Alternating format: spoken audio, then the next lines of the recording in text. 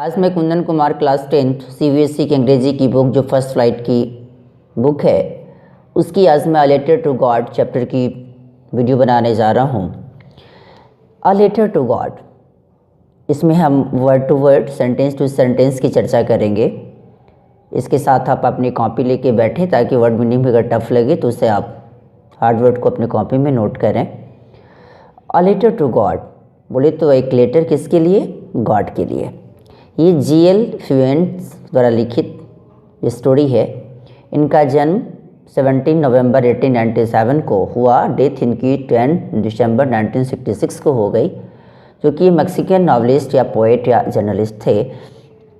और इनका पूरे नाम की मैं अगर चर्चा करूं GL फ्यूएंट्स की तो G for Gregonio, GREGONIO, Lopez, L for Lopez, LOPEZ, और फ्यूएंट्स FUENTES।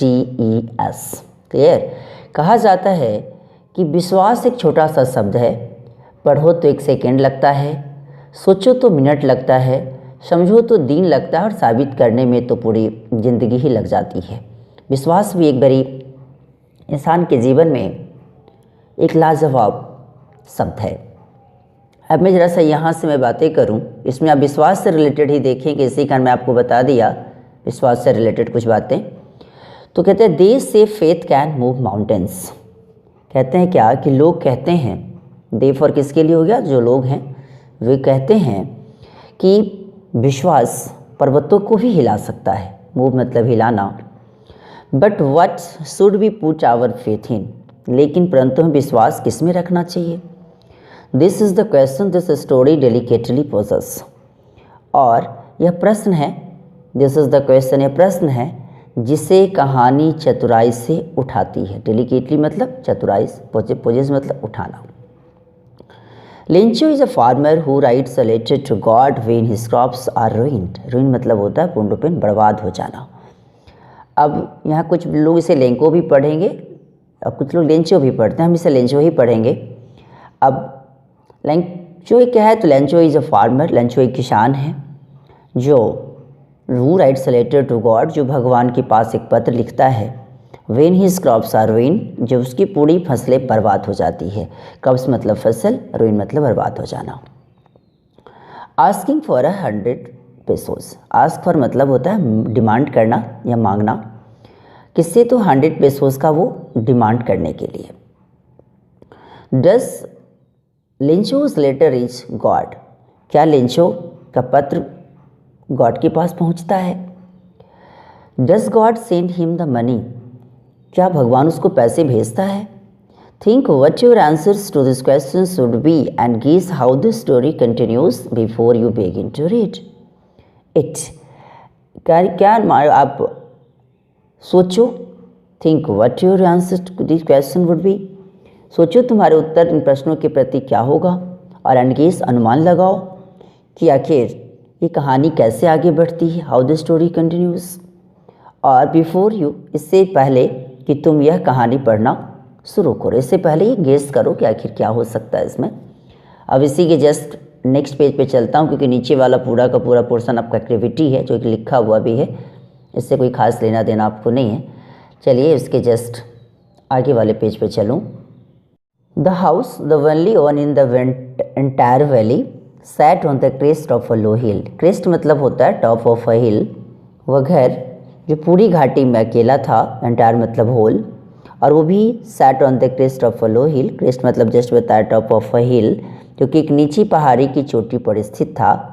From this height one could see the river, इस ऊंचाई से आप नदी and the field of ripe corn, पके हुए फसल की जो खेत थी उसे, dotted with the flowers, even कि फूलों के चिन्हों को भी देखा जा सकता था, जो that always promised a good harvest, जो कि हमेशा अच्छी फसल की आशा प्रदान करता था। प्रॉमिस मतलब वादा करना, अ गुड हार्वेस्ट मतलब अच्छी फसल। The only thing the earth needed was a downpour और एट लीस्ट अ शावर। अब पृथ्वी को केवल तेज वर्षा की आवश्यकता थी, लेकिन फिर भी कम से कम एक बौछार की भी, बोले तो थोड़ी सी फुहार भी हो जाती तो काम चल जाता। Through out the morning Lencho, पूरी की पूरी सुबह Lencho, who knew his fields intimately, जो कि अपने फील्ड को वो अच्छे रूपों से जानता था, परिचित था, had done nothing else but see the sky towards the north east, लेकिन उत्तर पूर्व की ओर आकाश को देखने के अलावा उसने और कुछ नहीं किया। नथिंग एल्स मतलब उसके अलावा। Now we are really going to get some water woman, अब क्या हुआ कि हम वास्तव में कुछ पानी प्राप्त करेंगे प्रिय। वुमन बोलते अपने पत्नी को बोल रहे हैं।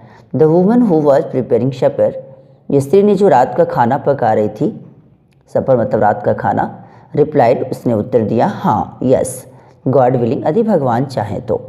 The older boys were working in the field, जो कि एक बड़े लड़के खेत में काम कर रहे थे। While the smaller ones were playing near the house until the woman call to them all, जबकि छोटे घर के निकट खेल रहे थे। The smaller ones were playing near the house, घर के समीप खेल रहे थे। अंटिल द वुमन, तब तक स्त्री ने उससे बुलाकर क्या कहा, woman called to them all come for dinner, भोजन के लिए तक आओ। और it was during the meal that, भोजन के दौरान, जस्ट एज, थोड़ा सा इसके जस्ट आगे वाले पेज में चलता हूँ, क्या कहा कि Lencho had predicted big drops of rain began to fall. अब मैं यहाँ से आता हूँ, जो कि अभी आप देख रहे हैं यहाँ से। लेंचो ने क्या किया कि अब वो अनुमान लगाया था कि the big drops of rain began to fall, कि वर्षा की बड़ी बड़ी बूंदें गिरी। लेकिन in the north east huge mountains of clouds could be seen approaching, अब क्या हुआ कि उत्तर पूर्व में बड़े बड़े बादलों के पर्वत आते हुए देखे जा सकते थे। The air was fresh and sweet, हवा भी बिल्कुल फ्रेश और मधुर थी। और the man went out for no other reason than to have the pleasure of feeling the rain on his body, अब क्या हुआ कि वह आदमी किसी और कारण के अलावा अपने शरीर पर वर्षा का आनंद अनुभव करने के लिए बाहर गया, है ना, the pleasure of feeling the rain on his body.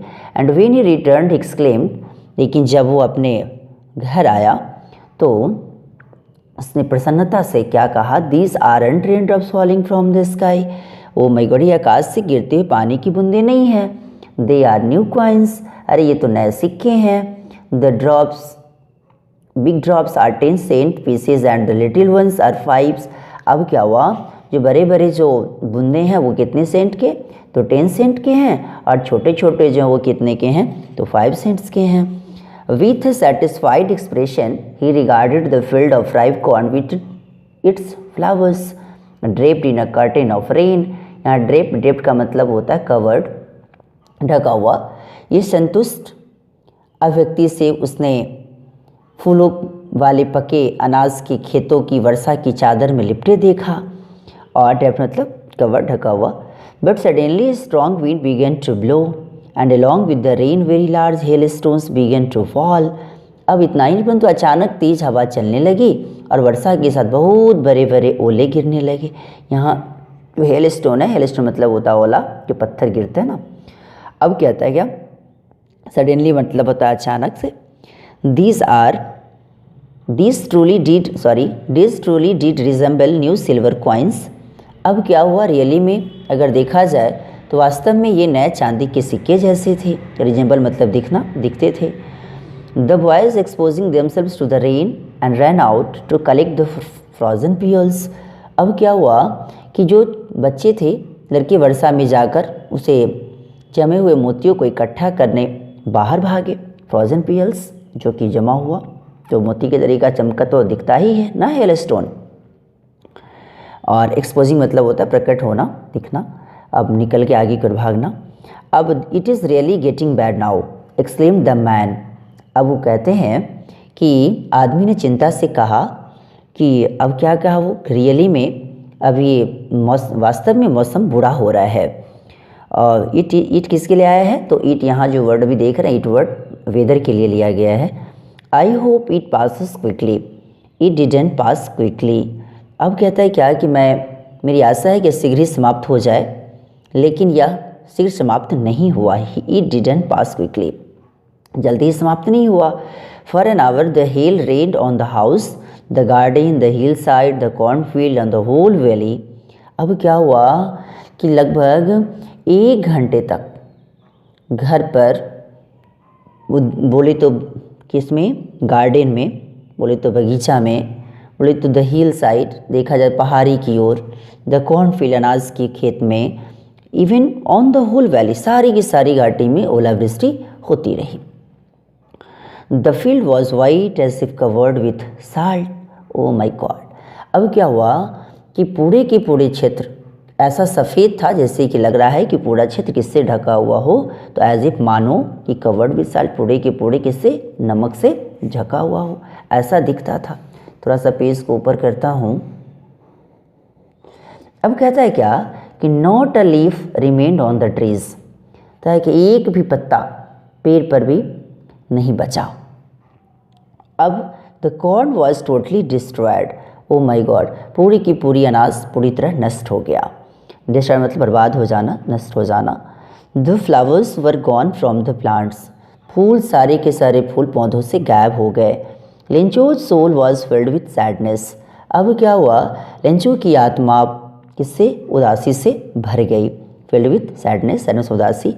When the storm had passed, जब जैसे ही, अब क्या हुआ कि अब आंधी गुजर गई, और वही stood in the middle of the field and said to his sons, अब वो अपने खेत में खड़ा था और उसने अपने पुत्रों से कहा, एंड स्टूड, ही स्टूड कौन, तो लेंचो, और जिसको लेंको भी पढ़ सकते हैं आप।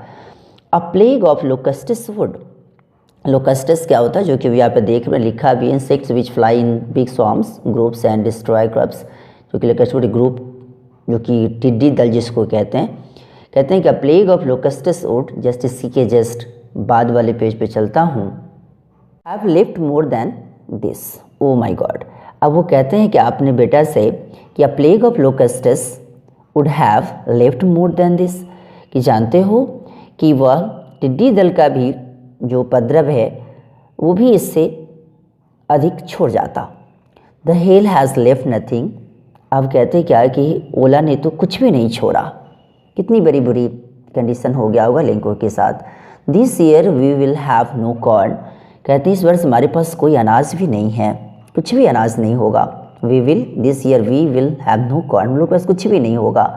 That night was a sorrowful one, और हमारी, अब क्या हुआ कि उस रात पूरी की पूरी बेचारा किस में था, बिल्कुल उदासी में था। Sorrowful one, all our work for nothing, अब क्या हमारी सारी की सारी मेहनत बेकार चली गई। और there is no one who can help us, अब कोई हमारी सहायता भी नहीं कर सकता। No one who can help us, कौन हमारी सहायता करेगा, कोई मेरी सहायता नहीं कर सकता। We will all go hungry this year, और हम इस वर्ष सभी कैसे रहेंगे, भूखे रहेंगे। कितनी बड़ी बुरी प्रकृति ने इसके साथ कर दिया। उसी के जस्ट बाद वाला जो वीडियो है वो मैं नेक्स्ट वीडियो में डालूँगा, और वीडियो आपको कैसा लगा इसके बारे में लाइक, सब्सक्राइब एंड कमेंट करना ना भूलें, और इसे शेयर भी करें। Thanks a lot.